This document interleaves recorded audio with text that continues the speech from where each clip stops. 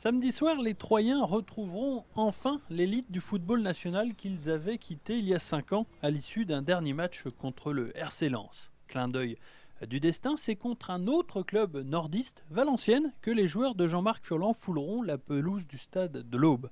Une compétition que les footballeurs de l'Estac aborderont crânement, sans grande prétention, puisque suite aux récentes arrivées de Baebek, Yatara et Bréchet, l'équipe n'est pas encore définie. On vient de faire entrer 3 joueurs au dernier moment.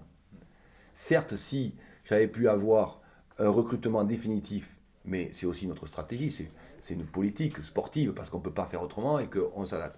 Si j'avais pu avoir tous mes joueurs il y a 6 semaines, je vous aurais dit déjà, voilà, notre mutation sur le plan du système de jeu, elle est faite. Tandis que là, elle va se faire au fil des semaines. Pour cette rencontre, Jean-Marc Furlan sera sans doute privé d'Enza Yamissi, Psaume et Bréchet, pas qualifiés. Grax sera peut-être lui aussi forfait. L'entraîneur troyen pense alors à Yatara pour le remplacer d'entrée. Yatara ou Jean-Christophe. Mais Yatara tiendrait peut-être plus d'accord parce que c'est plus un joueur d'axe et que en plus, je suis très embêté d'utiliser nouveau quand même au bout de 48 heures.